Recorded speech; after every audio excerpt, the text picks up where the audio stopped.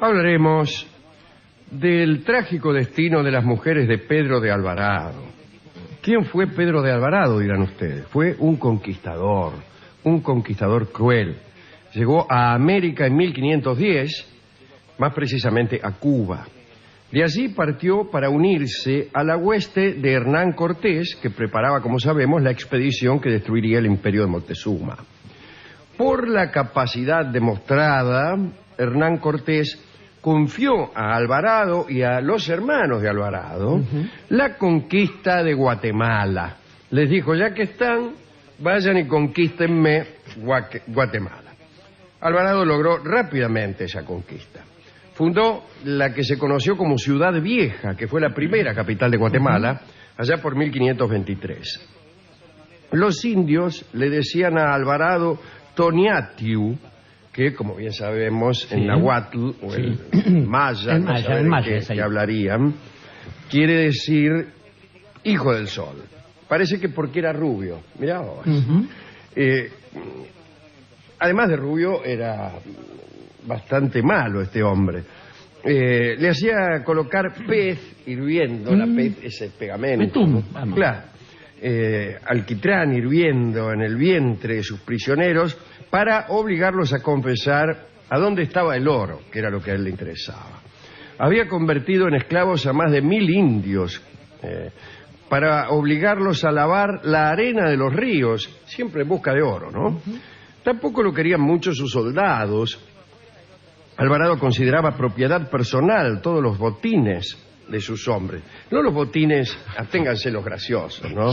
Los botines en el sentido del calzado de sus soldados, sino a lo que conseguían por el saqueo y por el robo, etc. Dicen que Alvarado era un excelente orador.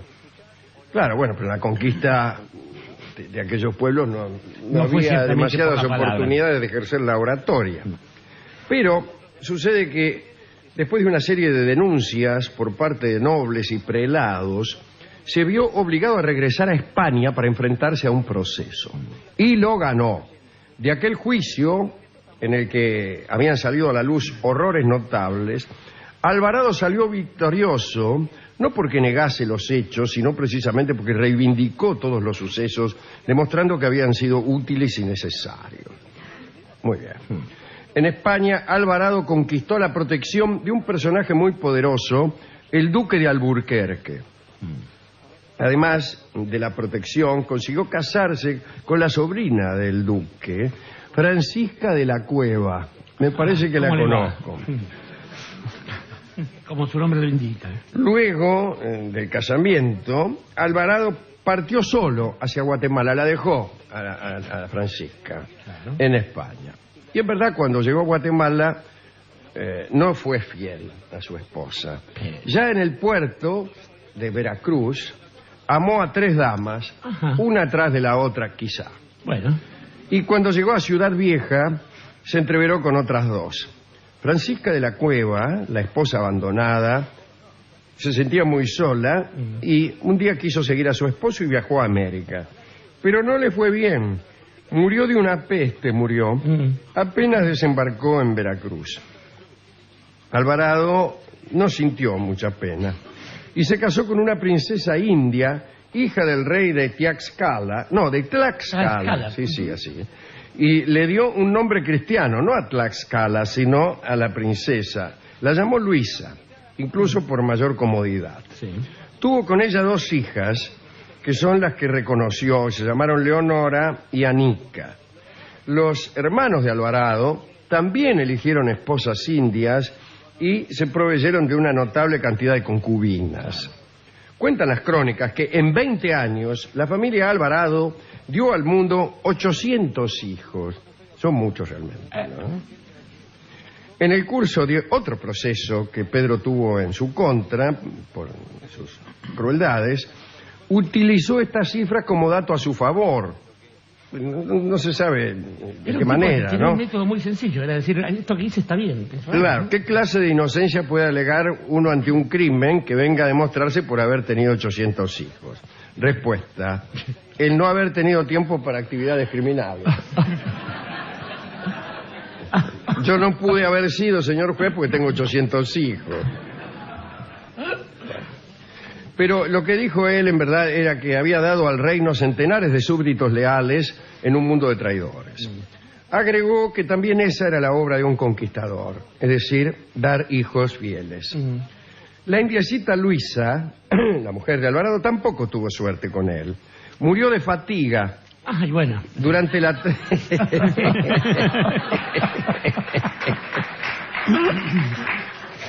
Durante la trágica aventura en el Perú.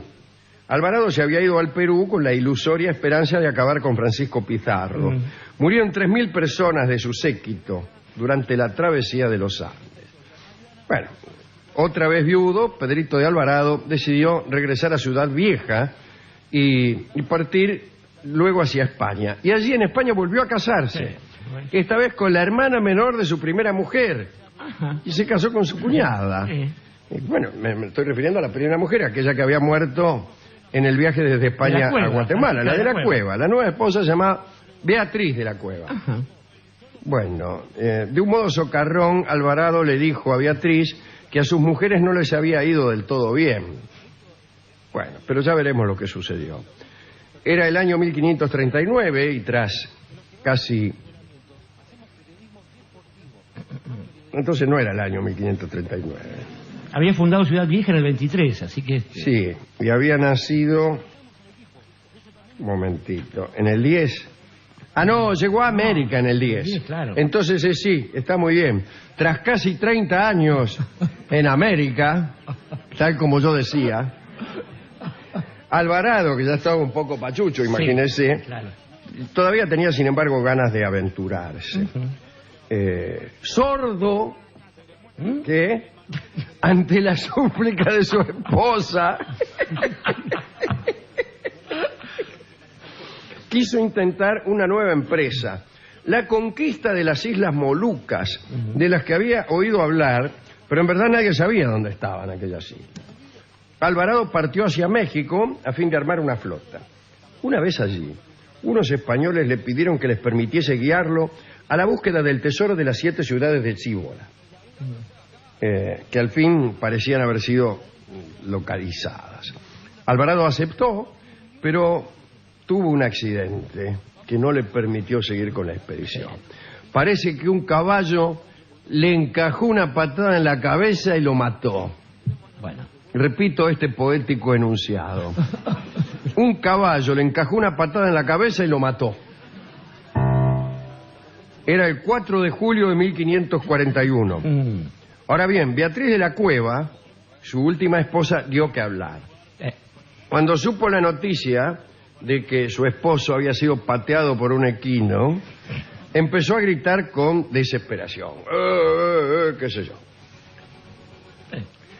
Hizo pintar de negro el palacio que se le había construido y ordenó que todos los cortesanos enlutaran de por vida.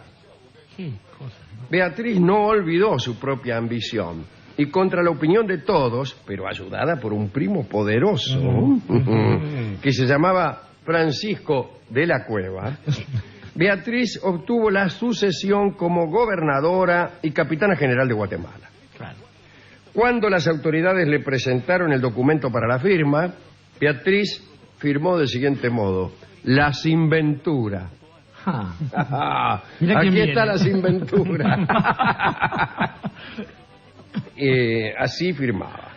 Sí. Es como si usted firmara el boletín de su hijo, como... El 5 operadora. Sí, sí. O el mamerto. Sí, yo lo firmaba así, pero bueno. Por semanas enteras, la viuda estuvo encerrada en su palacio gritando y gimiendo.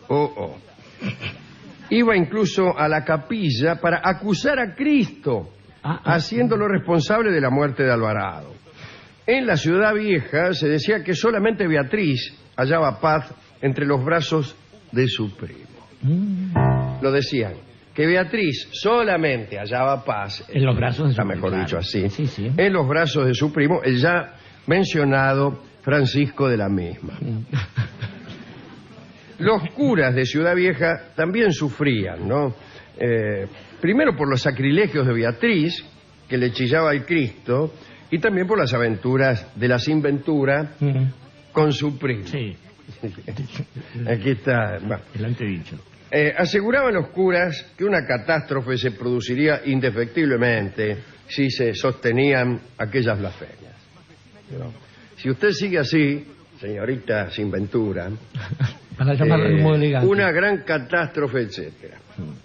Y la tragedia ocurrió.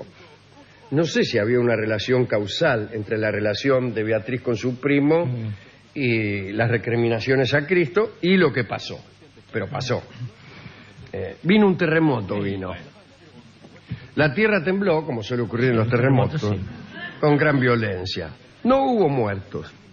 Muchos festejaron que el temblor no matara a nadie. Vamos a hacer una fiesta. Pero inmediatamente después, el llamado volcán del agua se resquebrajó y un río de barro y agua, o sea, un río de barro, cayó sobre la ciudad. Y así desapareció la primera capital de Guatemala.